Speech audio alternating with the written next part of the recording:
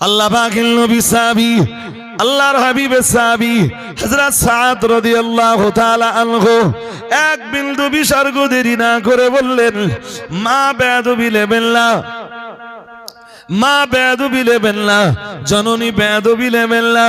আমি তামাম দুনিয়া ছেড়ে দিতে পারবো, তামাম দুনিয়ার তামাম দরবার ছেড়ে দিতে পারবো, কিন্তু আমার নবীর দরবার আমি কখনোই ছাড়তে পারবো না।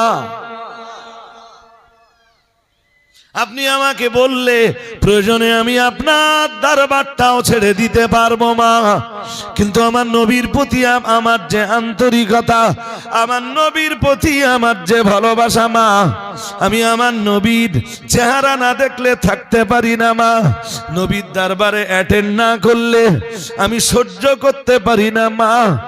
তামাম দুনিয়াটা ছেড়ে দিতে পারবো মা, কিন্তু আমি আমার নবীর দরবারে যাওয়া বন্ধ করতে পারবো না। সাদের মা যখন দেখলো সাদকে কোনো মূল্যেই আটকানো যায় না, সাদকে ডাক দিয়ে বলল, ঠিক আছে তুই তো নবীর দরবারে যাওয়ার ওয়াদার উপরে বহাল থাক, আর তোর মা আজ থেকে অনশন শুরু করলো। তুই যতক্ষণ পর্যন্ত নবীর দরবারে যাওয়া বন্ধের ওয়াদা না করবি, তোর মা খাবারও খাবে না, পানিও পান করবে না। আল্লাহ পাকের নবী সাহাবী হযরত সাদের জননী বললেন, বেটা ততক্ষণ পর্যন্ত আমি খাবার খাবো না, তুই যতক্ষণ পর্যন্ত তোর নবীর দরবারে যাওয়া, তোর নবীর দরবারে যাতায়াত বন্ধের ওয়াদা না করবি, প্রতিশ্রুতি না দিবি, তোর মা খাবারও খাবে না, পানিও পান করবে না। হযরত সাদ রাদিয়াল্লাহু তাআলা আনহু মনে মনে বললেন, মা আপনি না খেয়েই দিন কাটান, রাত কাটাতে থাকুন মা, আপনি যতই চেষ্টা করেন আপনার বেটা সাদকে আপনি নবীর দরবারে যাওয়া বন্ধ করতে পারবেন না। হযরত সাদের মায়ের মনের ভিতরে এক বিন্দু বিসর্গ সাদের উপরে যেন দয়া মায়ার উদ্রেক হয় না। ও বাবাজিরা ভাইরা, সাদের মায়ের মন গলে না। সাদের মা আবারও বলে দিলেন, সাদ খাবার আমি তখন খাবো, পানি আমি তখন পান করব, যখন তুই তোর নবীর দরবারে যাতায়াত বন্ধ করার ওয়াদা করবি, তুই যখন আমার প্রতিশ্রুতি দিবি কোনদিন আর নবীর দরবারে যাবি না, তোর মা খাবার খেয়ে নেবে, পানিও পান করে নেবে। ও বাবাজিরা ভাইরা, প্রিয় নবী মুহাম্মদুর রাসূলুল্লাহ সাল্লাল্লাহু আলাইহি ওয়াসাল্লামের প্রিয় সাহাবী সাদ আবার মনে মনে বললেন, জননী খাবার আপনি খান আর নাই বা খান মা, ওতে আমার কিছু এসে যায় না, আমি আমার নবীর দরবারে যাওয়া বন্ধ করব না মা। আরো 24 ঘন্টা কেটে গেল, 72 ঘন্টা অতিবাহিত হয়ে গেল, রাত 3 দিন 3 রাত অতিবাহিত হয়ে গেল। সাদের মা কোনো খাবার খায় না, সাদের মা পানিও পান করেন না। একজন মানুষ 3 দিন একভাবে খানা পিনা না করলে তার কন্ডিশনটা কি হতে পারে? আল্লাহ পাকের নবী সাহাবী সাদ আবার মায়ের কাছে এলেন, মাকে ডেকে বললেন, মা শেষবারের মতো বলছি মা খাবারটা খেয়ে নেন জননী, আপনি আমার জন্য আর কষ্ট করবেন না, অনশনটা আপনি ভেঙে ফেলুন। আল্লাহ নবী সাহাবী সাদের মা বললেন, বেটা তোর নবীর দরবারে যাওয়া বন্ধ করার ওয়াদা যতক্ষণ তুই আমায় না দিবি, তোর মা খাবারও খাবে না, পানিও পান করবে না। হযরত সাদ এবারে মায়ের চোখে চোখ রেখে বললেন, মা এইভাবে অনশন করতে করতে যদি আপনার জীবনটাও কেটে যায় মা, অনশন করতে করতে যদি আপনি মারাও যান, আমি সাদ আমার তাতেই কিছু এসে যায় না, কিন্তু আমি আমার নবী ইমামুল মুত্তাকিন সাইয়্যিদুল মুরসালিন রাহমাতুল লিল আলামিন মুহাম্মাদুর রাসূলুল্লাহ সাল্লাল্লাহু আলাইহি ওয়াসাল্লামের দরবারে যাওয়া বন্ধ করব না। পরের 7 বছরে দুর্ভিক্ষ শুরু হলো, পরের 7 বছরে দুর্ভিক্ষ দেখা দিল, আকাশ পানি বর্ষণ করে না, জমিন কোনো ফল ফসল উদ্গত করে না।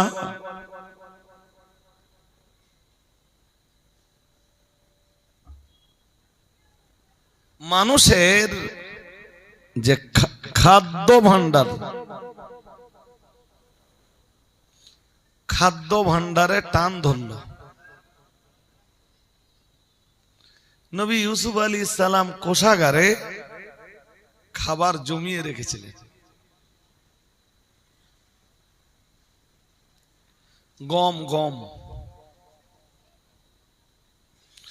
তো সাধারণত একটা কথা আপনাদের একটু স্মরণ করাচ্ছি, সাধারণত গম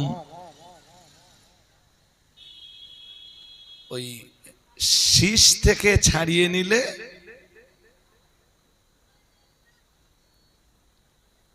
যদি আপনি কোনো মেডিসিন টিন না দেন তাহলে 1-1.5 বছরের ভিতরে পোকা ধরে যাবে।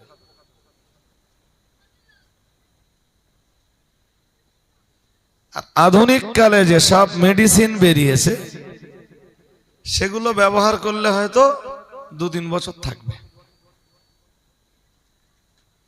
বাট মজার ব্যাপার, সেই পিরিয়ডে ইউসুফ আলাইহিস সালাম ওই গম, ওদিকে 7 বছর আর এদিকে দুর্ভিক্ষের 7 বছর, 14 বছর পর্যন্ত ইউসুফ আলাইহিস সালাম গম মজুত করে রেখেছিলেন। কিভাবে রেখেছিলেন? গম একটাও শীষ থেকে ছাড়াননি।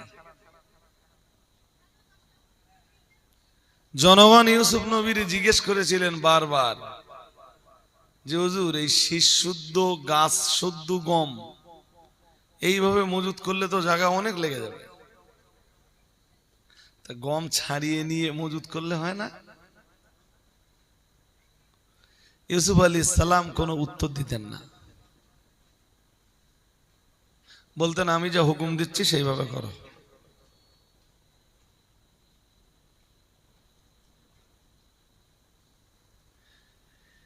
মিশরে তখনও ইউসুফ নবীর এগেনস্টে বহুত্ববাদীদের একটা গোষ্ঠী ছিল। তারা ইউসুফ নবীকে চাপে ফেলার জন্যে শীষ থেকে ছাড়ানো গম মজুত করেছিল, হাজার হাজার বস্তা, যে দুর্ভিক্ষ দেখা দিলে ইউসুফ যে দামে গম দেবে আমরা তার চেয়ে কম দামে গম দেব। কিন্তু 1-1.5 বছর 2 বছরের ভিতরে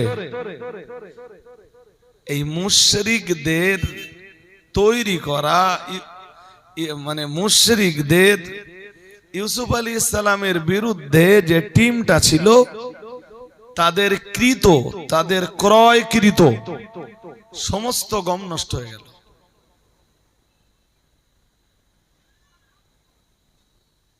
তখন জনগণ ইউসুফ নবীকে জিজ্ঞেস করলো যে আপনার গম নষ্ট হবে না তো?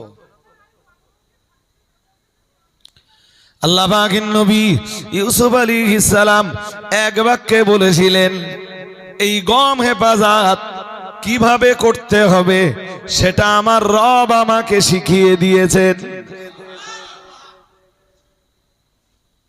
আর এটা আমি কারোর বলবো না, এটা আমার রবের শিখিয়ে দেওয়া একটা হিকমত। আমি কেনই বা তোমাদের বলবো আর কেনই বা ওদেরকে বলতে যাব? আমি কাউকেই বলবো না। হিসাব কষে দেখা গেল আল্লাহর শিখিয়ে দেওয়া ওই হিকমতটাই ছিল মিশরে ইউসুফ আলাইহিস সালামের আধিপত্য গড়ে উঠবার কারণ।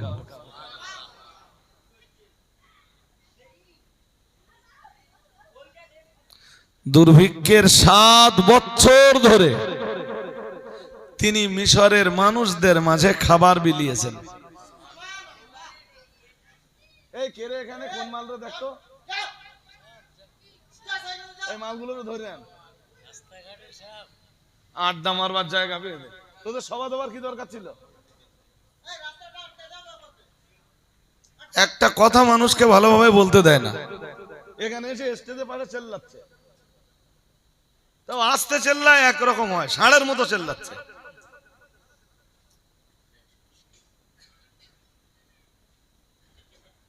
একটু সুবহানাল্লাহ নেই, আলহামদুলিল্লাহ নেই, আল্লাহু আকবার নেই, একটু মুখে আল্লাহর নাম নেই। খুব মন দিয়ে শোনেন, দুর্ভিক্ষের ওই 7 বছরের কোন একদিন এই গমের গুদামের আশপাশে বসে দায়িত্বশীলরা গম বন্টন করছেন, ইউসুফ আলাইহিস সালাম বসে বসে পর্যবেক্ষণ করছেন, দেখছেন। এরা সব গম বন্টনের দায়িত্বে যারা, অধিকাংশরাই ইউসুফ আলাইহিস সালাম যখন কারাগারে ছিলেন, ইউসুফ নবীর কারাগারের বন্ধু। এরা সব দাগি দাগি আসামি, কিন্তু জেলখানায় পড়ে ইউসুফ নবীর নসিহত শুনে সবাই ভালো মানুষে পরিণত হয়েছে।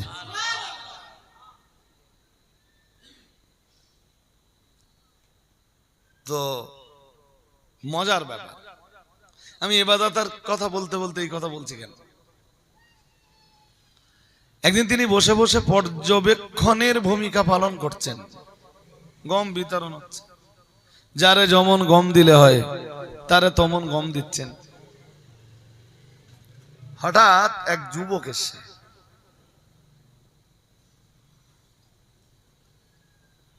মন দিয়ে শোনে, এসে বলছে, আতিনি মিম্মা আতাকাল্লাহ, বলছে হে আল্লাহর নবী ইউসুফ, আল্লাহ আপনাকে যা দিয়েছেন তা থেকে আপনি আমাকে কিছু দেন।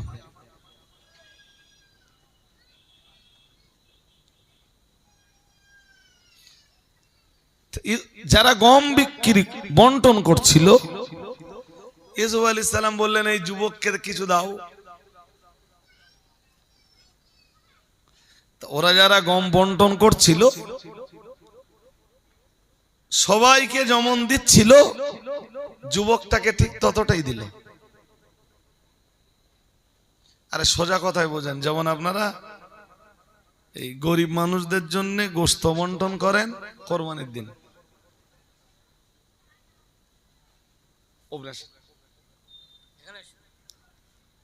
মন দিয়ে শোনেন, তা আপনারা তো একটা হিসাব কষে নেন যে পার হেড কতটা দেবেন।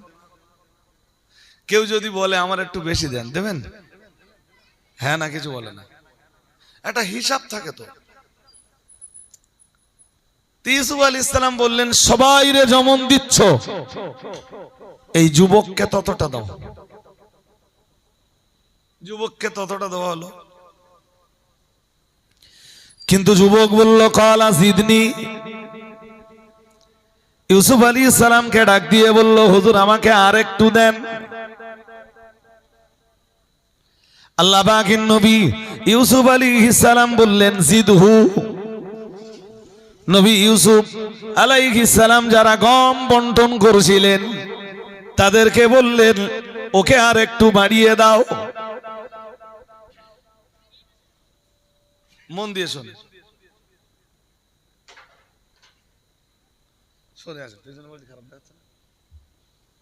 বললেন জিদহু, ওরে একটু বাড়িয়ে দাও। ও যখন চাচ্ছে আর একটু দাও।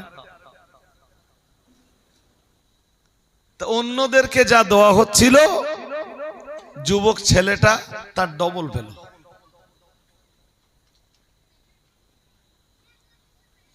যুবকটার মনোটিনি। যুবক ছেলেটা আবার বলল কালা জিদনি, হুজুর আমার আরো বাড়িয়ে দেন। আল্লাহ পাকের নবী ইউসুফ আলাইহিস সালাম বললেন ঠিক আছে, হে গম বন্টনকারীরা তোমরা ওকে আবার দাও। ধরুন অন্যদের দেওয়া হচ্ছিল 2 কেজি, ওরে দেওয়া হয় 6 কেজি।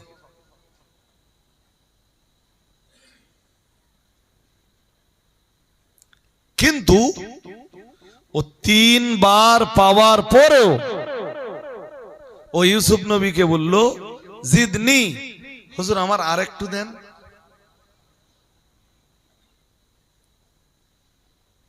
ইউসুফ আলাইহিস সালাম একটু রেগে গেলেন, কিন্তু রেগে গেলেও নবীদের রাগ তো সীমাবদ্ধতার ভিতরে থাকতো।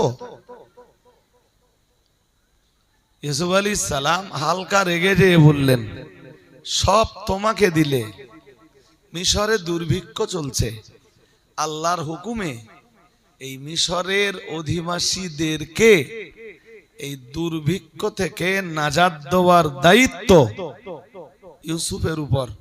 ইউসুফ মিশরবাসীদেরকে নাজাত কেমনে দেবে? ছেলেটা এই কথা শুনে বলছে হুজুর, যদি আপনি আমাকে চিনতেন,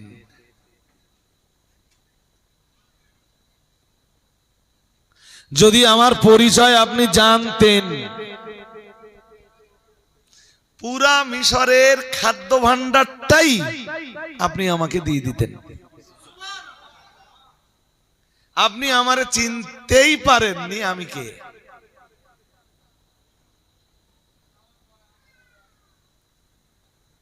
তাই এমনি আমরা হলে হয়তো বলতাম, ভাই তুই যে হোস হ, তুই এখান থেকে ভাগ, যা দিছি তাই না ভাগ।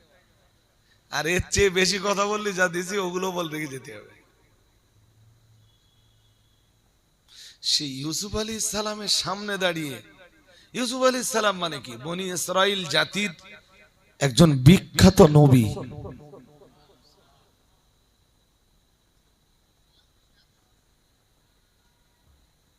যার ইতিহাস তো অনেক লম্বা, যার পূর্ণাঙ্গ জীবনের ইতিহাসটা আল্লাহ কোরআনে তুলে ধরেছেন মানুষের শিক্ষার জন্য। তাহলে কোন পর্যায়ের নবী তিনি? ইউসুফ আলাইহিস সালাম বলতেই পারতেন, তুই যে হস হ, তোর পরিচয় আমার জানবার দরকার নেই। কিন্তু ছেলেটা যখন বলল, আপনি আমায় চিনতে পারলে গোটা মিশরের খাদ্য ভান্ডারটা আপনি আমাকে দিয়ে দিতেন, নবী ইউসুফ আলাইহিস সালাম তাকে ধমকালেন না, চমকালেন না। আল্লাহ পাকের নবী ইউসুফ আলাইহিস সালাম মাথা খুব ঠান্ডা রেখে বললেন, কে তুমি, তোমার পরিচয় বলো।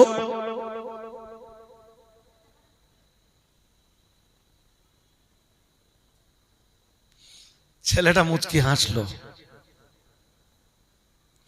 হেসে বলল, হুজুর আমার পরিচয়, আমার পরিচয় শুনতে হলে আগে একটু ইতিহাস শুনতে হবে। ইউসুফ আলাইহিস সালাম বললেন, বলো।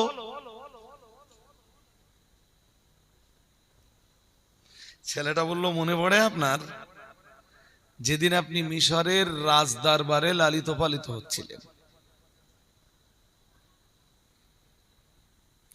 সবেমাত্র আপনি যৌবনে পদার্পণ করেছেন,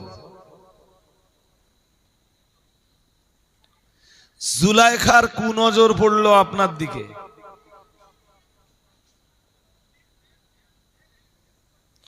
জুলাইখা আপনার সাথে অবৈধ প্রেমে লিপ্ত হওয়ার জন্যে নির্জন কক্ষে যখন আপনাকে ডেকে নিল,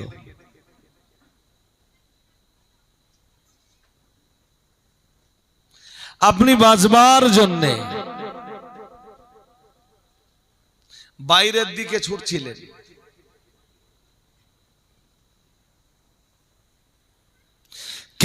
কিন্তু শেষ দরজায় এসে আপনি যখন আটকে গেলেন,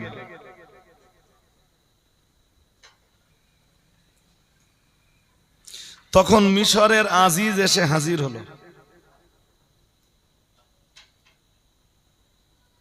মিশরের আজিজ সেদিন চাইছিল আপনার গর্দান উড়িয়ে দেবে, কিন্তু মিশরের আজিজ আপনাকে সেদিন আত্মপক্ষ সমর্থনের একটা শেষ সুযোগ দিল। বলেছিল, ইউসুফ তুমি যে নির্দোষ এবং পবিত্র, তোমার চরিত্রে যে কোনো কলঙ্ক নেই, তোমার কি কোনো সাক্ষী আছে?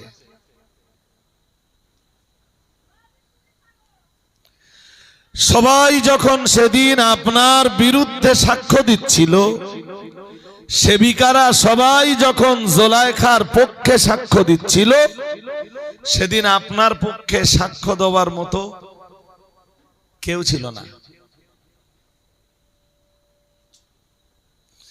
মনে পড়ে সেদিন একটা দুগ্ধপোষ্য বাচ্চা আপনার চরিত্রের পবিত্রতার সাক্ষ্য দিয়েছিল।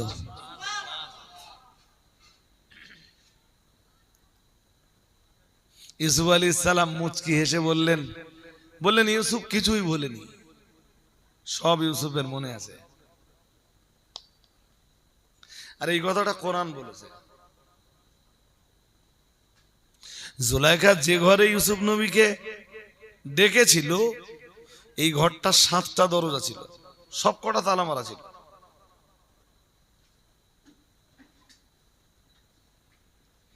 ইউসুফ আলাইহিস সালাম ঢুকবার পরে সেবিকারা সবগুলোতে তালা লাগিয়ে দিয়েছিল, চাবি সেবিকাদের হাতে। জুলাইখা যখন ইউসুফ আলাইহিস সালামকে বিভিন্ন ভাবে উত্ত্যক্ত করছিল, যেমন আমি একটা দুটো দৃষ্টান্ত দেই। ইউসুফ আলাইহিস সালামকে বলছিল, ইউসুফ তোমার মাথার চুলগুলো খুব সুন্দর।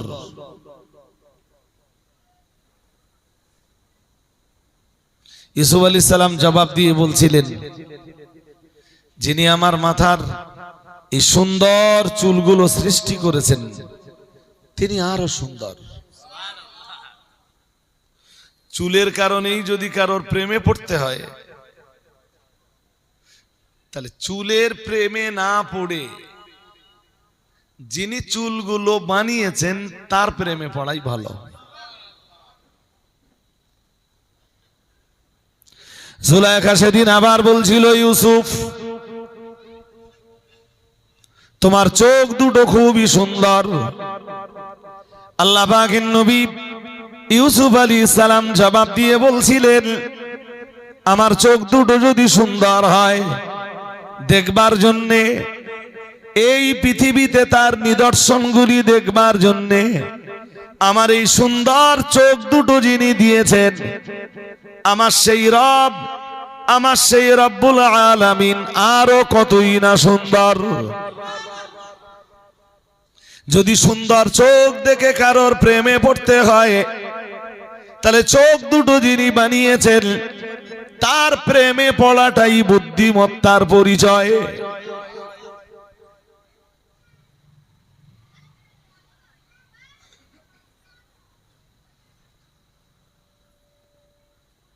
খুব মন লাগিয়ে শোনেন। এরপরে মানে প্রথম 2 টোপে ইউসুফ আলাইহিস সালামকে যখন কবজা করা গেল না, জুলাইখার প্রশ্ন করার উদ্দেশ্য এক, ইউসুফ নবীর উত্তর দেওয়ার উদ্দেশ্য বলুন আর এক। এই এতক্ষণে ইউসুফ আলাইহিস সালাম একবারও জুলাইখার চেহারার দিকে তাকাননি, তবে ইউসুফ নবী বুঝতেই পারছিলেন আজ আমি জুলাইখার সাথে কথা বলছি না, শয়তান আমার সাথে কথা বলছে। শুধু ভাষাটা জুলাইখার, আর কথা বলছে জোরে বলুন শয়তান। এর ভিতরে আর মোটরসাইকেল ঢুকতে দেন না।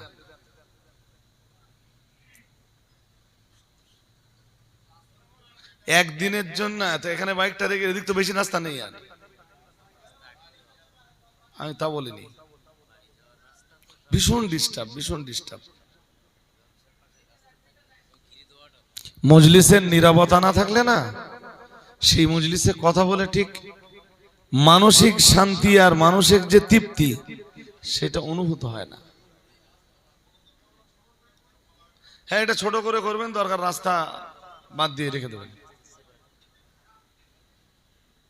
আর ওই ঘিরবেন মানে এখন ধরেন এই গরমের টাইম তো শুধু রাস্তাটা দেখা যাবে না, এরকম ভাবে ঘিরে দেবেন,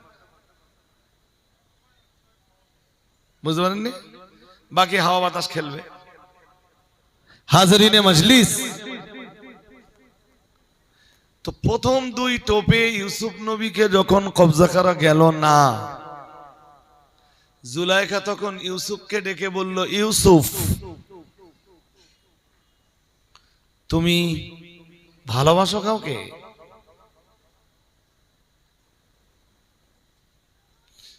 ইউসুফ আলাইহিস সালাম বললেন, ভালোবাসা আমার রবের দান। ভালোবাসা তো সবার অন্তরে থাকবে, মাহাব্বত তো সবার কলবেই থাকবে।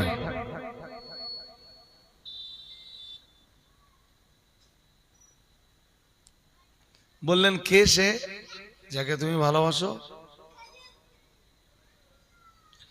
আল্লাহ পাকের নবী ইউসুফ আলাইহিস সালাম বললেন, আমি ভালোবাসি তাকে যিনি আকাশ বানিয়েছেন, আমি ভালোবাসি সেই মহান স্রষ্টাকে যিনি জমিন সৃষ্টি করেছেন, জমিনে দিয়েছেন গাছগাছালি, পাহাড় পর্বত, নদ নদী, সাগর উপসাগর এবং মহাসাগর।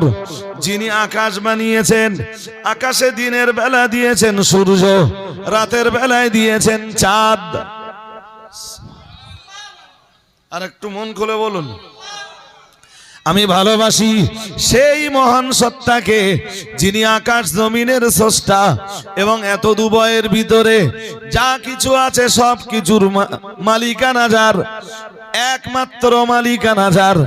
আর শুধু তাই নয়, নবী ইউসুফ আলাইহিস সালাম আবার বললেন, জুলাইখা আমি ভালোবাসি সেই মহান রব্বুল আলামিনকে যিনি এই মানব দানব জিন ইনসান সহ তামাম মখলুককে বানিয়েছেন, তামাম মখলুকের যিনি লালন পালন করছেন।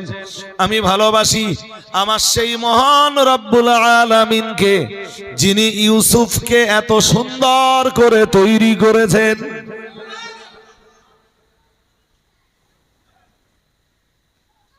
জুলাইখার যেটা তৃতীয় টোপ ছিল সেটাও ভেস্তে গেল।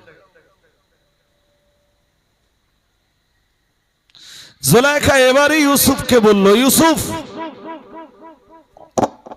আলাইহিস সালাম, তোর কি মনে পড়ে তুই আমার গোলাম?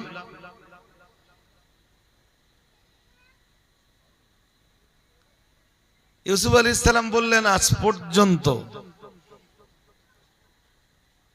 আপনাদের আনুগত্যহীনতার পরিচয় কখনো দিয়েছি? তার কি কোনো নজির আছে?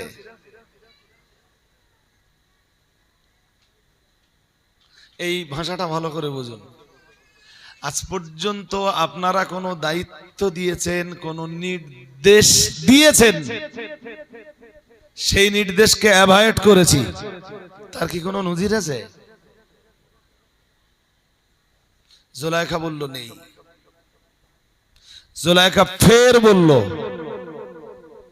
বলল, আজকে তোকে যে নির্দেশ দেব তুই কি আমার নির্দেশ পালন করবি? ইউসুফ আলাইহিস সালাম বললেন, নির্দেশ অবশ্যই পালনীয়, কিন্তু যদি আমার রব অসন্তুষ্ট না হন। আর একটু মন খুলে বলেন, আমার রবকে অসন্তুষ্ট করে, আমার রবের অসন্তুষ্ট করে আমি আপনাদের কোন নির্দেশই পালন করব না। এইটাই হাদিসে এসেছে। কোনটা? আমি সৃষ্টির সেবা করব না স্রষ্টাকে নাখোশ মানিয়ে।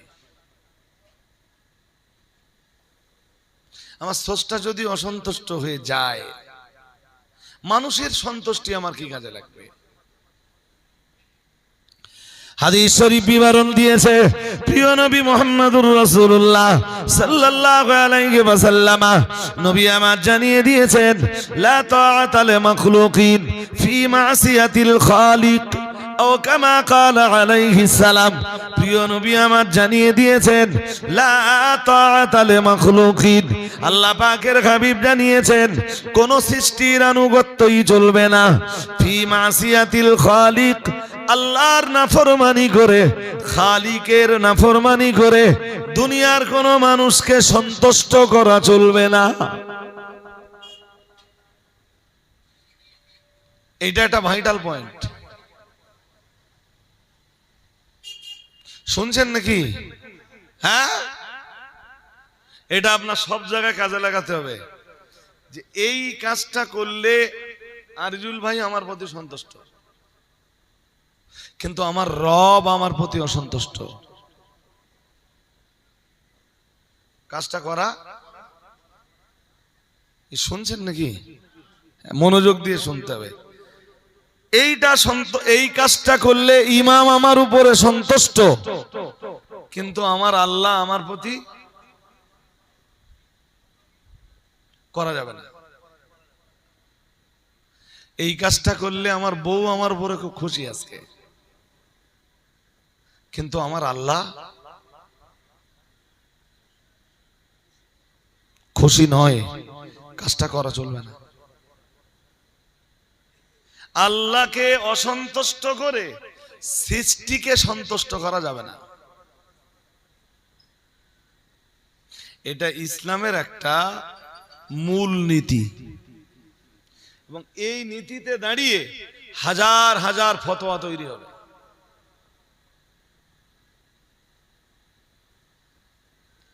আমার কথা কি বুঝতে পারছেন নাকি?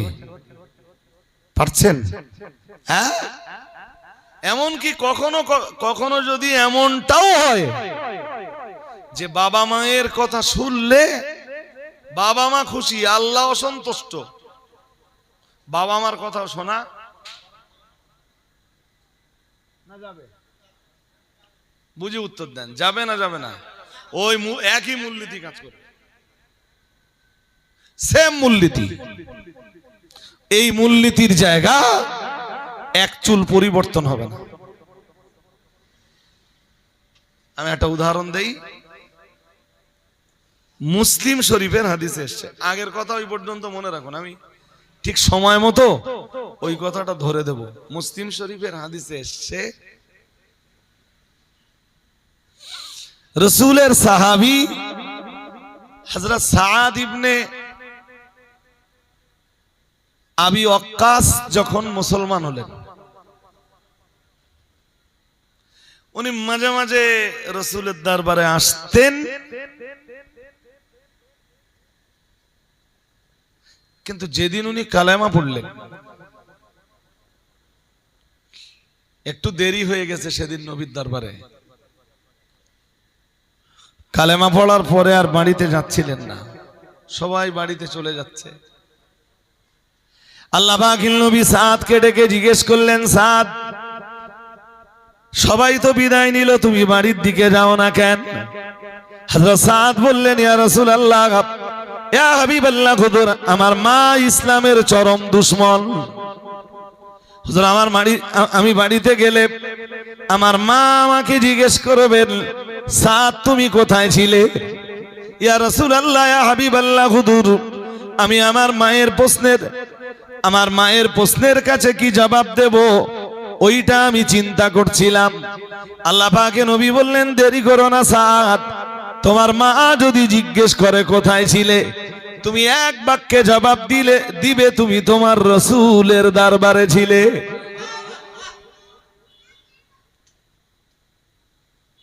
কোনো কথা হবে না সাদ, বাড়ি যাও, তোমার মা জিজ্ঞেস করলে এক বাক্যে বলবে কোথায় ছিলে। জোরে বলেন, দরবারে নবাবিতে ছিলে। শোনো, মিথ্যা বলবা না, মন দিয়ে শোনো। রাসূল বললেন মিথ্যা বলবা না। এই একটু আগে কালেমা পড়েছেন, নবী তাকে উপদেশ দিচ্ছেন, মিথ্যা বলনি। মা জিজ্ঞেস করলে পরিষ্কার বলবে নবীর দরবারে ছিলাম। সাদ বললেন হুজুর তারপর? বললেন তারপর ঘটনা কোন দিকে মোড় নেয় দেখো। আমি তো সব এখান থেকে বলে দিতে পারবো না, তুমি তো বুদ্ধিমান, যেমন ঘটনা ঘটবে তার এগেনস্টে তুমি একটা সিদ্ধান্ত নেবে। বললেন জি হুজুর, আপনার দোয়া আমার সঙ্গে থাক। আমি বাড়িতে গেলাম। সাদ বাড়িতে এলেন। মা জিজ্ঞেস করলেন, সাদ এত দেরি হলো, কোথায় ছিলি?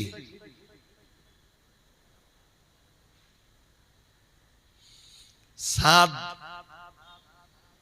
জবাব দিলেন তা একটু ঘুরিয়ে বললেন, এমন এক মহান ব্যক্তির দরবারে ছিলাম যিনি তার সাথীদেরকে মিথ্যা কথা বলতে নিষেধ করেন।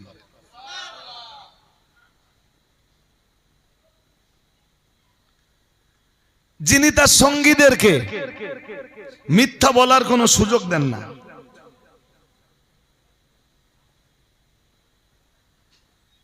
সাদের মা বললেন, সোজাসুজি জিজ্ঞেস করছি, সোজা করে বল কোথায় ছিলি?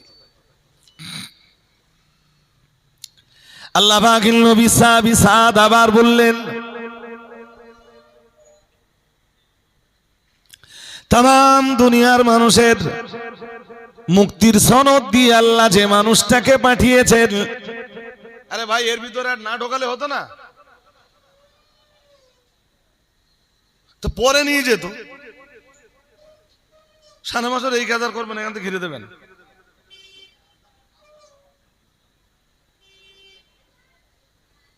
আর আপনাদের যেন গাড়ি এক একটা এলেও যেন আপনাদের মন ওই দিকে না যায়। বললেন, তাম পৃথিবীর মানুষের মুক্তির সনদ নিয়ে যিনি এসেছেন আমি সেই দরবারে ছিলাম।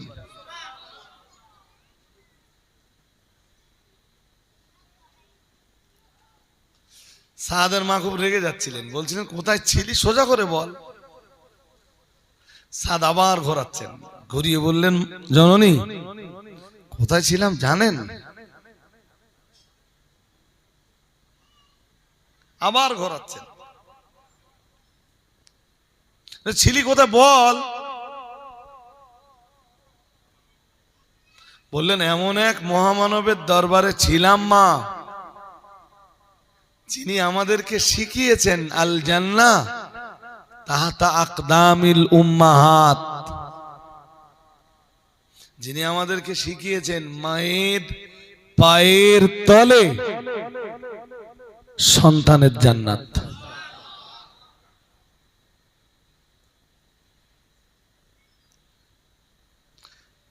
সাদের মা বললেন, তুই তো ভালো ভালো কথা বলছিস, কোথায় ছিলি সেটা বল। সাদ বললেন, মা আমি এতক্ষণ ছিলাম মুহাম্মদুর রাসূলুল্লাহ সাল্লাল্লাহু আলাইহি ওয়াসাল্লামের দরবারে। আমি তোকে নবীর দরবারে যেতে মানা করিনি? হ্যাঁ করেছেন। বেটা, তুই তোর মায়ের কথার অবাধ্য হয়ে তুই রাসূলের দরবারে যাস?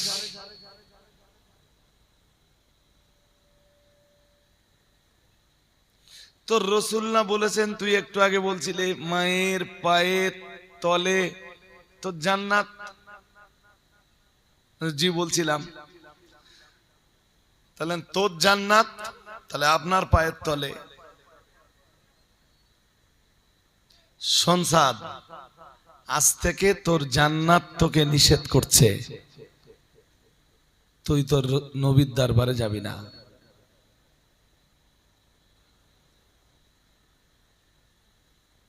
সাদ পুরো মুখ বন্ধ করে নিলেন, হ্যাঁ না ইয়েস নো, কোনো উত্তর নেই। সাদ কোনো জবাব দিস না।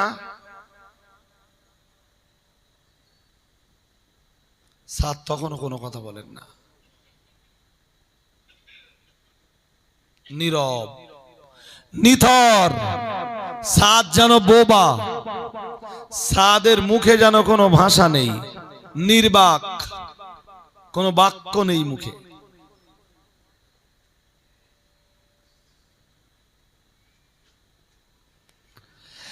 আল্লাহ পাকের নবী সাহাবী সাদ ইবনে আবি ওয়াক্কাস, হযরত সাদ ইবনে আবি ওয়াক্কাস রাদিয়াল্লাহু তাআলা আনহু মনে মনে সিদ্ধান্ত নিলেন, আমার মা আমাকে নবীর দরবারে যেতে নিষেধ করেছেন, আর আমার নবী বলে দিয়েছেন মায়ের পায়ের তলে জান্নাত।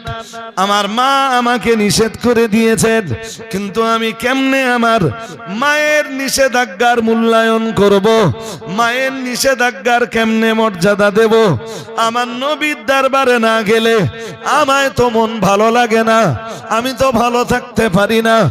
আল্লাহ পাকের নবী সাহাবী সাদ ইবনে আবি ওয়াক্কাস মনে মনে মনে মনে তাই সিদ্ধান্ত নিয়ে ফেললেন, মুখে যদিও ব্যক্ত করলেন না, জননী আপনি যতই বিরোধিতা করেন নবীর দরবারে যাওয়া আপনি কখনোই আটকাতে পারবেন না।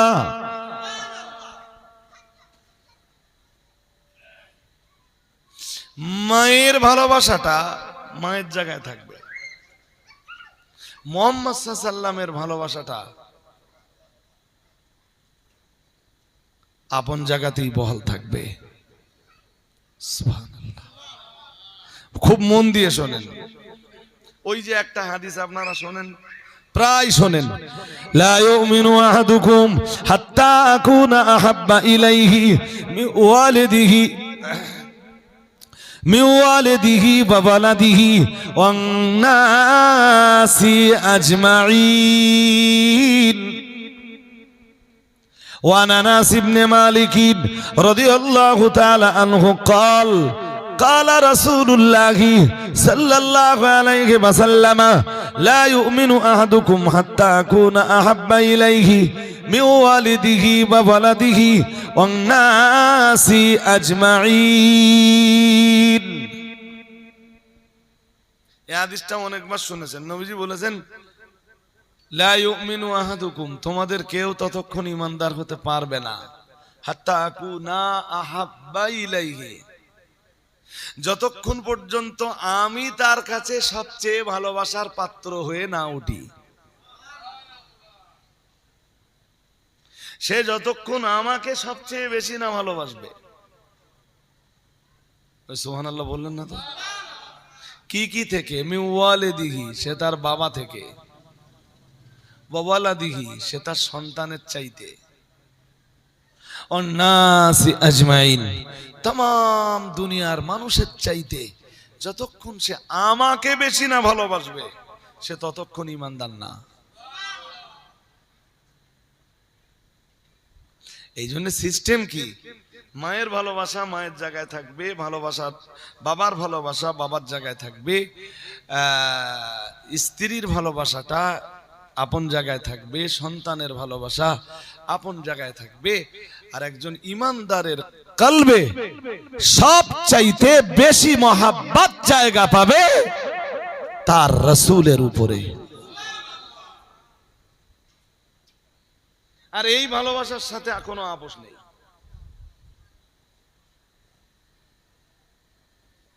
দেখেন সাত সেইটা প্রমাণ করে দিয়েছেন। সেদিন অনেক বকা ঝকা করে সাদের মা সন্তুষ্ট ঠান্ডা হয়ে গেলেন, বাট সাদের মনের ভিতরে সব সময় আমার নবীর দরবার তথা দরবারে নবাবী, কখন আমি আমার নবীর দরবারে যাব। আল্লাহ পাকের নবী সাহাবী সাদ ইবনে আবি ওয়াক্কাস রাদিয়াল্লাহু তাআলা আনহু আবার একদিন সময় পেলেন, আমার নবীর দরবারে এলেন। আমার নবীর দরবারে সেদিনও অনেক দেরি হয়ে গেল। আসলে আমার নবীর দরবারে এলে কেউ সহজে দরবার ছাড়তে চাইতেন না। মজলিস শেষ হয়ে গেল, রাসূলের দরবার ক্লোজ হয়ে গেল। প্রিয় নবী মুহাম্মদুর রাসূলুল্লাহ সাল্লাল্লাহু আলাইহি ওয়াসাল্লামের সাহাবী সাদ ইবনে আবি ওয়াক্কাস অন্যান্যদের মতো তিনিও বাড়ির দিকে রওনা দিলেন। ও বাবাজিরা ভাইরা, হযরত সাদ বাড়িতে যেই এলেন, মা জিজ্ঞেস করলেন, বেটা কোথায় ছিলি? আমার যেন মন বলছে তুই তো নবীর দরবার থেকে আসছিস।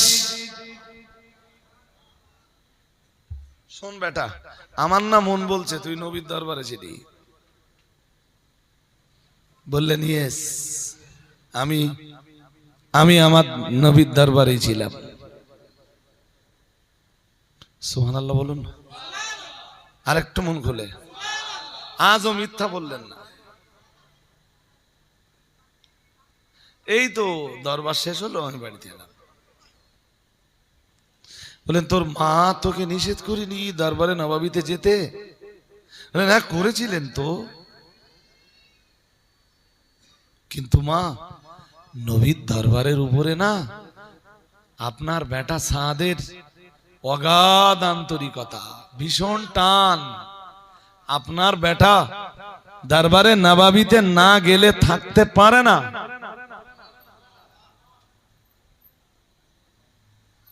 বলে শোন, তোর মা আবার তোরে নিষেধ করছে, তুই নবীর দরবারে যাবি না।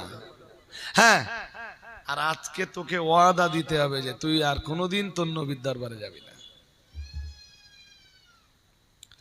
আল্লাহ পাকের নবী সাহাবী, আল্লাহর হাবিবের সাহাবী হযরত সাদ রাদিয়াল্লাহু তাআলা আনহু এক বিন্দু বিসর্গ দেরি না করে বললেন, মা বেয়াদবি নেবেন না, মা বেয়াদবি নেবেন না, জননী বেয়াদবি নেবেন না। আমি তামাম দুনিয়া ছেড়ে দিতে পারবো, তামাম দুনিয়ার তামাম দরবার ছেড়ে দিতে পারবো, কিন্তু আমার নবীর দরবার আমি কখনোই ছাড়তে পারবো না।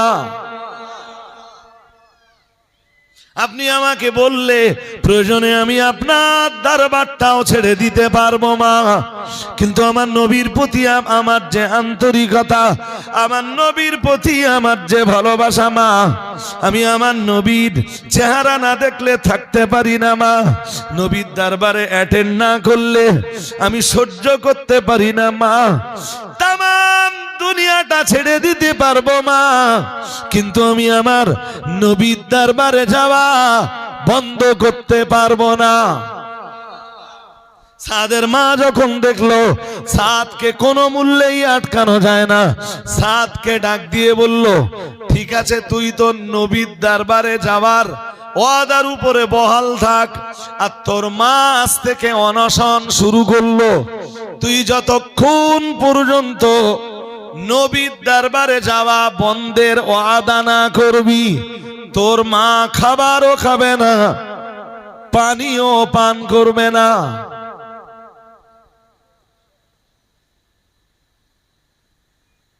আজ প্রমাণ হবে তোর কাছে তোর নবী বড় না তোর মা বড়।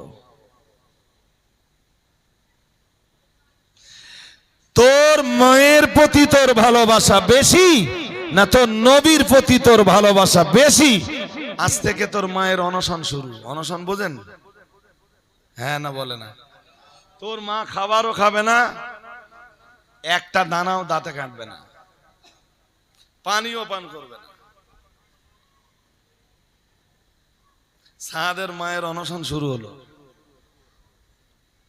খাবারও খায় না, পানিও পান করে না। 24 ঘন্টা কেটে গেল, মা খাবার খায় না। সাদ এলেন, এসে বললেন, মা আপনার দিন আর আমার দিন, আপনার ধর্ম আর আমার ধর্ম দুটো আলাদা হতেই পারে। তার জন্য আপনি খুব ঠান্ডা মাথায় বললেন, মা আপনি না খেয়ে থাকবেন, খাবার খাবেন না, পানি পান করবেন না,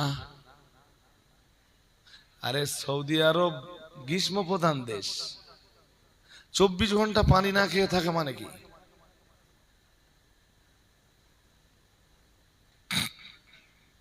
আপনি তো মারা যাবেন।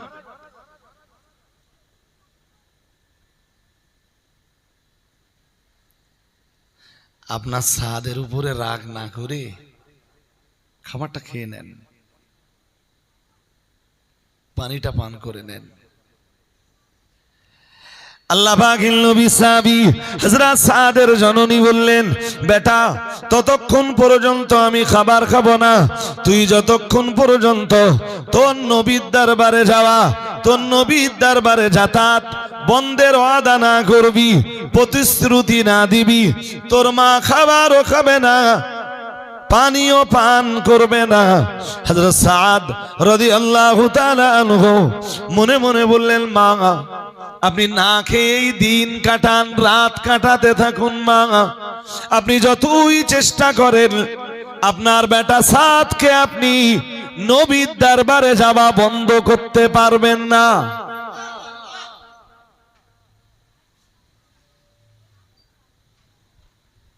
এই যে সাদ বললেন, মা আপনার চেষ্টা আপনি করে যান, তবে আপনি হাজার চেষ্টা করার পরেও সাদকে আটকাতে পারবেন না।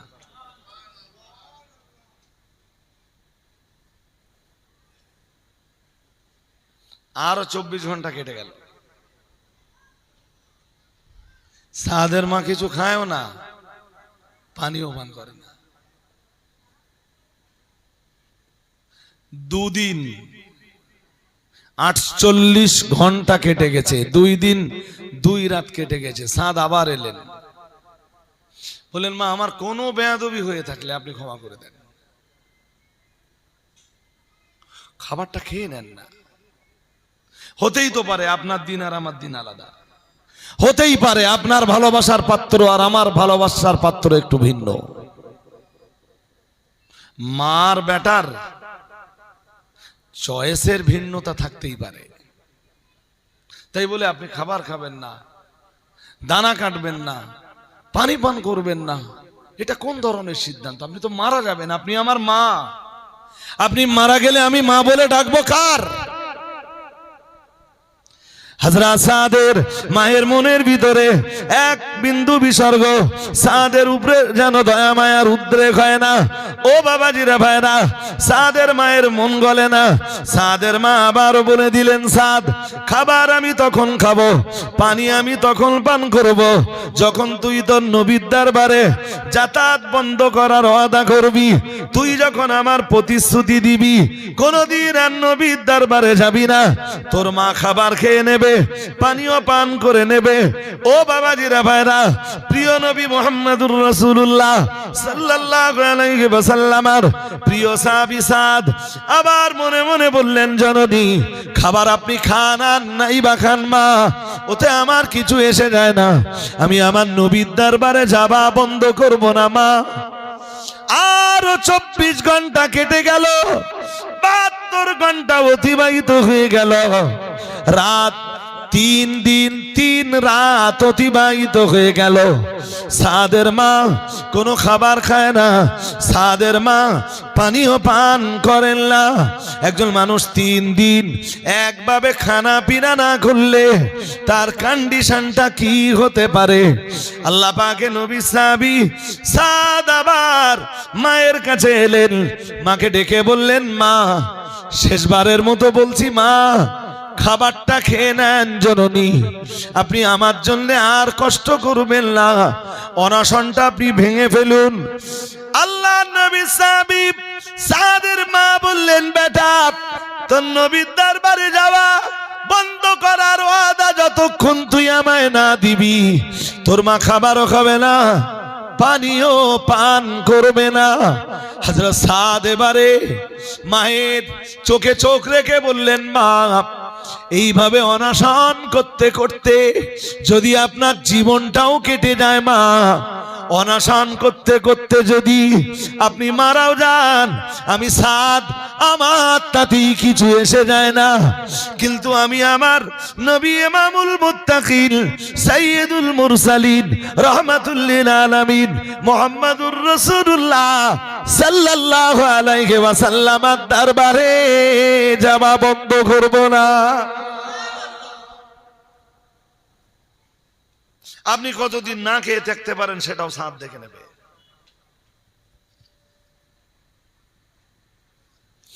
সাদ এই কথা যখন বললেন না, সাদের মায়ের তো 3 দিন খাওয়া না, 3 দিন পিপাসা নিবারণের পানি না।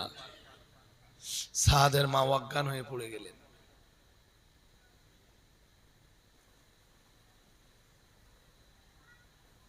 সাদ আমার মৃত্যুরও পরোয়া করে না। মা যখন অজ্ঞান হয়ে পড়ে গেলেন, আল্লাহ নবী সাদ, আল্লাহ নবী সাহাবী সাদ দৌড়াতে শুরু করলেন।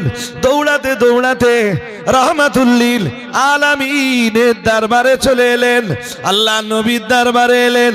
আসসালাতু আসসালামু আলাইকা ইয়া রাসূলুল্লাহ, আসসালাতু আসসালামু আলাইকা ইয়া হাবিবাল্লাহ। আল্লাহ পাকের নবী সালামের জবাব দিলেন। সালামের জবাব দিয়ে বললেন, সাদ কি খবর? সাদ কোন খবর নিয়ে এলে? হযরত সাদ বললেন, ইয়া রাসূলুল্লাহ ইয়া হাবিবাল্লাহ, হুজুর খবর তো হুজুর আছেই। আল্লাহ নবী বললেন, সাদ তোমার কাছে তোমার পরিবারের যে খবর রয়েছে, তার মানে যে খবর নিয়ে তুমি তোমার নবীর দরবারে এসেছো, তোমার নবীর দরবারে পৌঁছানোর আগে আগেই আল্লাহ তাআলা তোমার পরিবারের খবরটা, তোমার পরিবারের কন্ডিশনটা তোমার নবীর দরবারে পৌঁছে দিয়েছেন।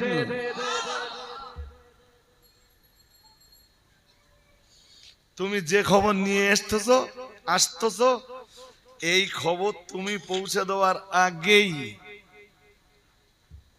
তোমার রব তোমার নবীর দরবারে পৌঁছে দিয়েছেন। সূরা লুকমান 21 পারা শুনছেন? হ্যাঁ, এটা 14 নম্বর আয়াত থেকে শুরু। আমি সব বলতে পারবো না, আজকে সব বলে ফেলা সম্ভব না। শুরুতে 14 নম্বর আয়াতের শুরুতে আছে, ওয়াসাইনাল ইনসানা বিওয়ালিদাইহি। আল্লাহ বলেন, আর আমি নসিহত করেছি সন্তানদের কাছে বাবা মায়ের সেবা শুশ্রূষার ব্যাপারে। আর একটু মন খুলে বলেন, শুনছেন নাকি? শুনছেন? বাবা মায়ের সেবা শুশ্রূষার ব্যাপার। এরপরে বলছেন, মায়ের কথাটা বলছেন, হামালাতুহু উম্মুহু ওয়াহনান আলা ওয়াহনিন ওয়া ফিসালুহু ফি আমাইন। এই যে মা সন্তানকে গর্ভে ধারণ করে একটার পর একটা কষ্ট সহ্য করে, এরপরে মা সন্তানকে দুধ পান করায়, অনেক কষ্ট সহ্য করে, এইগুলো আল্লাহ সব তুলে ধরতেছেন। গর্ভধারণের কষ্ট, প্রসব বেদনা সহ দুগ্ধ পান করানোর কষ্ট, সব কষ্টের কথা আল্লাহ তুলে ধরতেছেন। ঠিক পরের আয়াতে আল্লাহ বলতেছেন, মন দিয়ে শুনতে হবে, ওয়াইন জাহাদাকা আলা আন তুশরিকা বি মা লাইসা লাকা বিহি ইলমুন ফালা তুতি'হুমা। আল্লাহ রাব্বুল আলামিন বলেন যে ওয়াইন জাহাদাকা, আগের আয়াতে বাবা মায়ের সেবার কথা আছে না? হ্যাঁ না, কিছু বলেন আছে? আল্লাহ এবারে বলতেছেন, পরের আয়াতটা বুঝুন, 15 নম্বর আয়াত, 15, ওয়াইন জাহাদাকা আলা আন তুশরিকা বি মা লাইসা লাকা বিহি ইলমুন। আল্লাহ পাক রব্বুল আলামিন জানিয়েছেন, কখনো যদি এমন পরিবেশ রচিত হয় যে তোমার বাবা মা তোমাকে পিড়াপিড়ি করছে, আলা আন তুশরিকা বি, আমার সঙ্গে শিরক করার ব্যাপারে, বুঝেননি? তুমি অবশ্যই বাবা মায়ের নির্দেশ পালন করবা, অবশ্যই বাবা মায়ের সেবা করবা, কিন্তু তোমার বাবা মা যদি কখনো তোমাকে পিড়াপিড়ি করে, আল্লাহর সাথে দুশ্মনী করার। কার সাথে? জোরে বলে না। তোমার বাবা মা যদি আল্লাহর আইনের বিরোধিতা করতে বলে, আল্লাহ বলতেছেন ফালা তুতিউহুমা, এই সময় তুমি আর তোমার বাবা মায়ের আনুগত্য করা। জোরে বলেন। একদম ক্লিয়ার।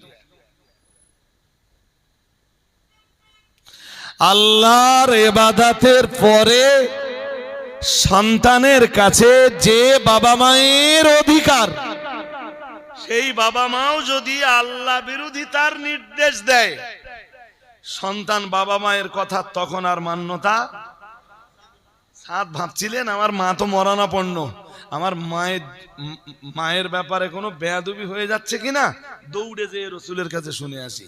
রসুলের কাছে এলেন আর রসুল শোনালেন, ওয়াইন জাহাদাকা, আল্লাহ পাকের নবী বললেন, হে আমার সাহাবী সাদ, আমি মুহাম্মাদুর রাসূলুল্লাহ সাল্লাল্লাহু আলাইহি ওয়াসাল্লাম, আমি আল্লাহ পাকের নবী বলছি, ওয়াইন জাহাদাকা, তোমার বাবা মা যদি তোমার পিড়াপিড়ি করে, আলান তুশরিকা বি, আমি আল্লাহ আমার সাথে শিরক করতে কিংবা আমার নির্দেশ আবায়েট করতে, আমার নির্দেশের অবমাননা করতে, অথবা এমন কাজ করতে যে কাজে আমি আল্লাহ অসন্তুষ্ট হয়ে যাই, আল্লাহ পাক রব্বুল আলামিন বললেন ফালা তুতিউহুমা, আমি আল্লাহ নিষেধ করে দিলাম, খবরদার ওই সময় তুমি তোমার বাবা মায়ের অনুসরণ করবে।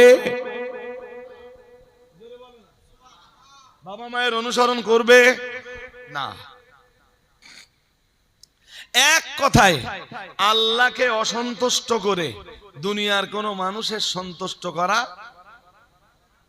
বলেন, এই থিওরিটা মাথায় রেখে চলবেন, দেখবেন বহু মসলা মাসাইল আপনি নিজে নিজে বার করে নিতে পারতেছেন, হুজুর লাগবে না। যে এই কাজটা করলে আমার আল্লাহ তো না অসন্তুষ্ট হবে, কিন্তু আমার আত্মীয় সন্তুষ্ট হবে। শুনছেন নাকি? হ্যাঁ, চলুন কাম ব্যাক করি। আর এখানে থাকা যাবে না, তো থাকা যাবে না মিন্স ওই কিছু কথা বাকি আছে। ইউসুফ আলাইহিস সালামকে জুলাইখা বলল, মনে আছে? তুই আমার গুলাম, তোর কি মনে আছে? অবশ্যই আছে। আমি কি আনুগত্যহীনতার পরিচয় কখনো দিয়েছি? তবে হ্যাঁ, যদি এমন কোন নির্দেশ দেন যে নির্দেশ আমার রবের নির্দেশের সাথে ঝগড়া করে, তখন অবশ্যই আপনাদের নির্দেশকে প্রাধান্য না দিয়ে আমি আমার রবের নির্দেশকে প্রাধান্য দিব। জুলাইখা বলল, ইউসুফ, আজকে আমার এই সাজসজ্জা সব তোমার জন্য। নাউজুবিল্লাহ বলেন, বলুন বলুন। কোরআন যেমনটা বলেছে, আকালাত হাইতালাক, ইউসুফ আমি আমার জীবন যৌবন সবকিছু তোমার জন্য অর্পণ করছি। ইউসুফ নবী একদম দেরি না করে বললেন, কাল মাআদাল্লাহ, আমি বাঁচবার জন্য আল্লাহর কাছে আশ্রয় চাইছি। কিন্তু ইউসুফ নবী জানেন যে 7টা দরজা 7টাই তালা দেওয়া, বার হওয়ার কোনো উপায়।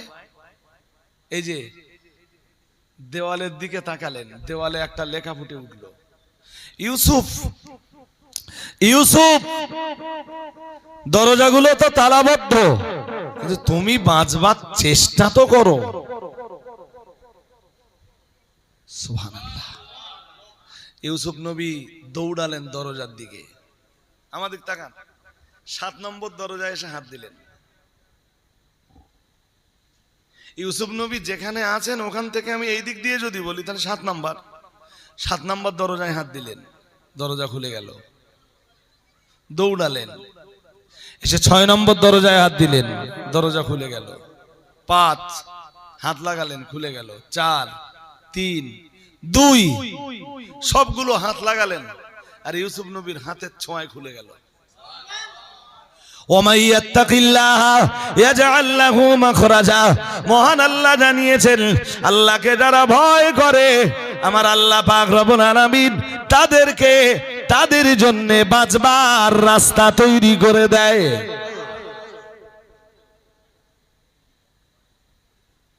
দুই নম্বর দরজা থেকে যখন এক নম্বর দরজা এলেন, হাত লাগান, দরজা দরজা এতক্ষণ কোনো চাবি টাবিও লাগেনি, বিনা চাবিতে উইদাউট কি সবগুলো লক খুলে গেল ইউসুফ নবীর হাতের ছোঁয়ায়। এক নম্বর দরজা খোলে না। জুলাইখাও তো পিছে দৌড়াচ্ছে, ইউসুফ নবী সামনের দিকে টানতেছেন, জুলাইখা পিছন দিকে দৌড়াচ্ছে, এসে ইউসুফের পিছনের দিকে জামায় টান দিলে জামা খানিকটা ছিঁড়ে গেল, পিছনের দিকের জামা। ওদিকে মিশরের আজিজ ঘরের দরজা এলো, দরজা খোলো। দরজা খুলে ইউসুফ আর জুলাইখাকে এক জায়গায় দেখে মিশরের আজিজ বলল, নিশ্চয়ই এখানে কোনো একটা ঘটনা ঘটেছে। ঘটনাটা কে আমাকে আগে বলবে? জুলাইখা বলল, বাড়ির যে গুলাম তার মনিবের অনুপস্থিতির সুযোগ নিয়ে মনিবের স্ত্রীকে বেইজ্জতি করতে চায়, তাকে কি শাস্তি দিলে হয় আপনি সিদ্ধান্ত নিয়ে ফেলুন।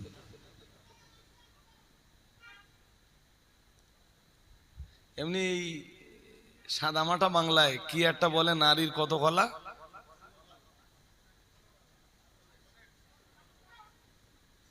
আর এ যেন শুনে মনে হচ্ছে যে কলা আরো বেশি, ঠিক না? ততক্ষণে সেবিকারা সবাই জুলাইখার পক্ষে আর ইউসুফ নবীর বিরুদ্ধে সাক্ষ্য দিচ্ছে। মিশরের আজিজ তলোয়ার টেনেছেন, তলোয়ার বার করেছেন, ইউসুফ নবীর গর্দান নেবেন। মনের ভিতরে কি একটা উদয় হলো, অন্তত আত্মপক্ষ সমর্থনের একটা সুযোগ দেই। ইউসুফ, তুমি কিছু বলবে? নবী ইউসুফ আলাইহিস সালাম বললেন, আমি যাই বলি আপনি বিশ্বাস করবেন না, আমি এখন যদি বলি আমি নির্দোষ। আমি নিজেকে নির্দোষ বললে সেটা আপনার স্ত্রীর বিরুদ্ধে যাবে, আপনি সেটা মানবেন না। মিশরের আজিজ বলল, তোমার কোনো সাক্ষ্য তাহলে এই মুহূর্তে নেই।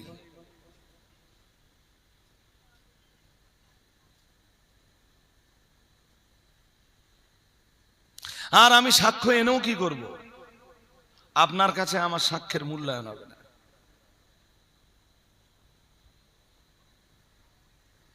মিশরের আজিজ বলল, শাস্তির জন্য তৈরি হও। আল্লাহ পাকের নবী ইউসুফ আলাইহিস সালাম বললেন, জনাব যদি অনুমতি দেন আমি এই মুহূর্তে একজন সাক্ষ্য আনতে পারি, হাজির করতে পারি। সে না আপনাকে চেনে, না আমাকে চেনে, না জুলাইখাকে চেনে। সে আপনারই ঘরের, আপনারই আত্মীয়ের দুগ্ধপোষ্য এক বাচ্চা, সে এখনো দুধ পান করে, সে কাউকেই চেনে না, কিন্তু সে যা বলবে সেটাই সত্য। ইউসুফ, তুমি আমার ধৈর্যের পরীক্ষা নিতে যেও না। একটা বাচ্চা, দুগ্ধপোষ্য বাচ্চা সাক্ষ্য দেবে? ইউসুফ আলাইহিস সালাম বললেন, দেবে, আমি আপনার কাছে তাগাত করছি, বাচ্চাটাকে এখানে আনতে বলা হোক। বাচ্চাটা আনা হলো, ইউসুফ আলাইহিস সালাম মাথায় একটু হাত দিলেন, দিয়ে বললেন, আল্লাহ তোমারে যা শিখিয়েছেন, আজকের ঘটনা আল্লাহর প্রদত্ত শিক্ষা অনুযায়ী তুমি পুরো ঘটনাটা বলে দাও। এবার কোরআন বলছে, ওয়াশাহিদা শাহিদুম মিন আহলিহা ইন কানা কামিসুহু কুদ্দা মিন কুবুলিন ফাসাদাকাত ওয়া হুয়া মিনাল কাযিবিন। হে উপস্থিত জনমণ্ডলী, খাস করে হে মিশরের আজিজ, আপনি ইউসুফের জামাটা পরীক্ষা করে দেখেন। যদি সামনের দিকে ছেঁড়া থাকে তাহলে আপনার যেন বুঝতে দেরি না হয়। ইউসুফ জোলাইখাকে ধরে ধস্তাধস্তি করছিল, জোলাইখা বাঁচবার চেষ্টা করছিল, তাই ইউসুফের সামনের দিকে জামা ছিঁড়েছে।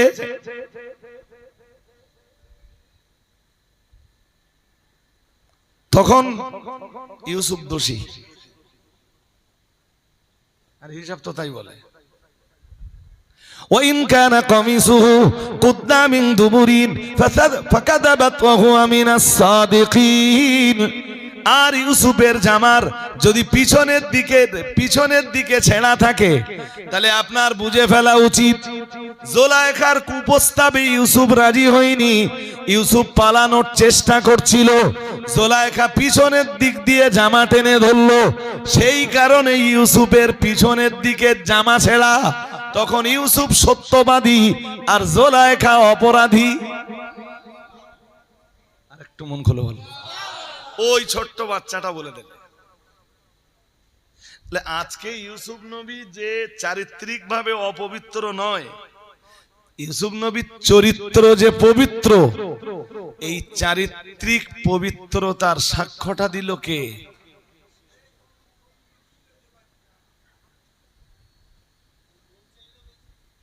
শুনছেন নাকি?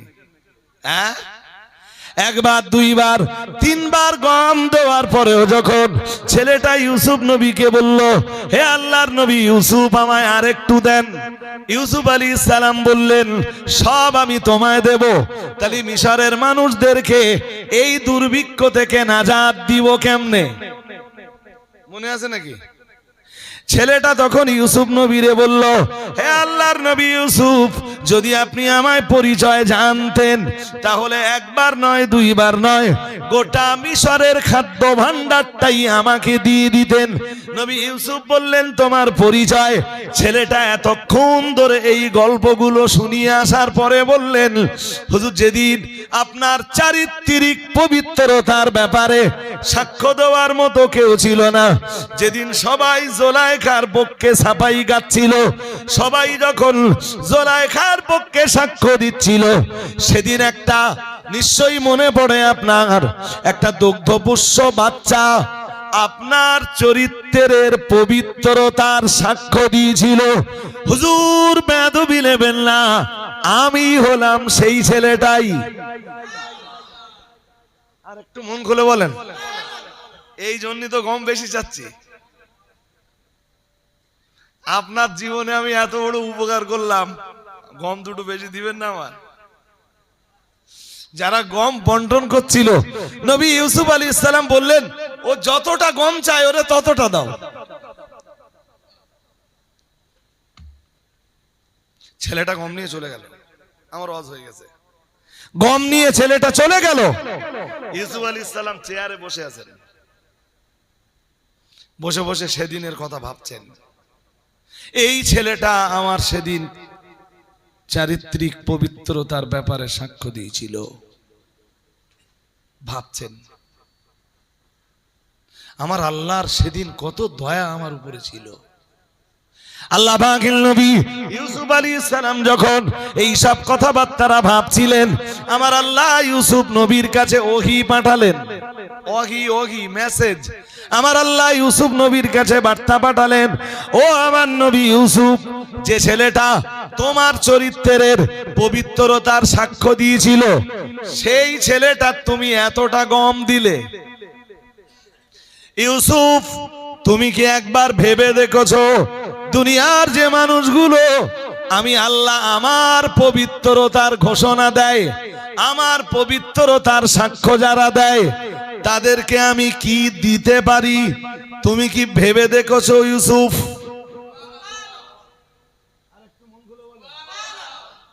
এই যে সুবহানাল্লাহ বলছেন, এ কার পবিত্রতার ঘোষণা? সবাই বলেন।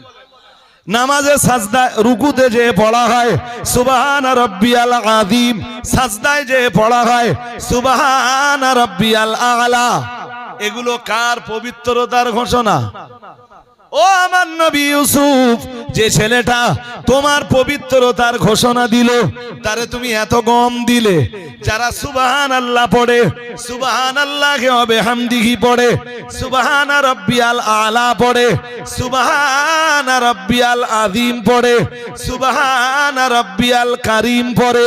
ও আমার নবী ইউসুফ, যারা এইভাবে আমার পবিত্রতার ঘোষণা দেয়, আমি তাদেরকে কি দিতে পারি ইউসুফ, তুমি কি ভেবে দেখেছো? আর একটু মন খুলে বলেন, জানা ইউসুফ তাদের কি দিব?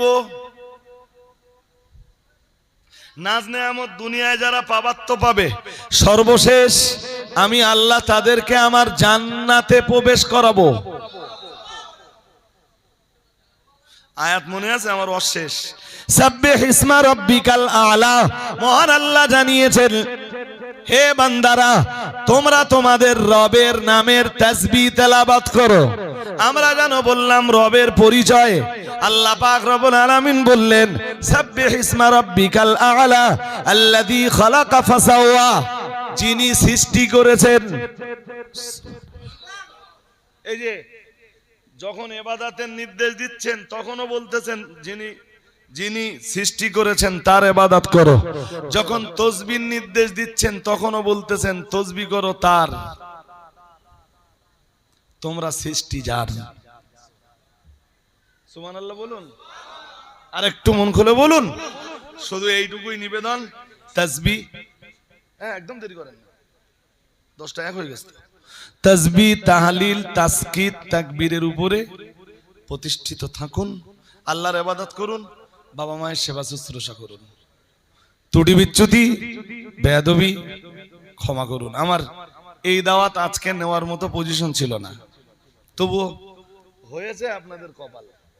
পরবর্তী হযরত এসেছেন, সবে তো আপনারা বসলেন, আর এই মজলিস খুব বেশিক্ষণ চলবে না। হ্যাঁ, তো ধৈর্য ধরে বসে একটু নসিহত শুনতে থাকুন, আমার জন্য দোয়া করুন। শেষ কথাটা বলছি, যাদের নির্বাচন কমিশন যাদের নাম ডিলিটেড দেখাচ্ছে, অযথা ব্রেনে প্রেশার নেবেন না। ব্রেনে যদি প্রেশার নেন, তাহলে আপনি লড়াইটা করতে পারবেন না। যদি আপনাকে লড়াই করতে হয়, তাহলে ব্রেন না ফ্রি রাখতে হবে। আপনাকে এই দৃঢ় প্রতিজ্ঞা নিতে হবে যে আমি আমার নাগরিকত্বের অধিকার, আমি আমার ভোট দেওয়ার অধিকার লড়াই করে ফিরিয়ে আনবো। ইনশাল্লাহ বলুন, বলুন ইনশাল্লাহ। আমিও বাংলাদেশি না, আমার পূর্বপুরুষরাও বাংলাদেশি না। সুতরাং আমরা ব্রেন ঠান্ডা টেকে লড়াইটা করব। সবাই বলুন ইনশাআল্লাহ। ত্রুটি বিচ্যুতি বেয়াদবি ক্ষমা করুন। আসসালামু আলাইকুম ওয়া রাহমাতুল্লাহি ওয়া বারাকাতুহু।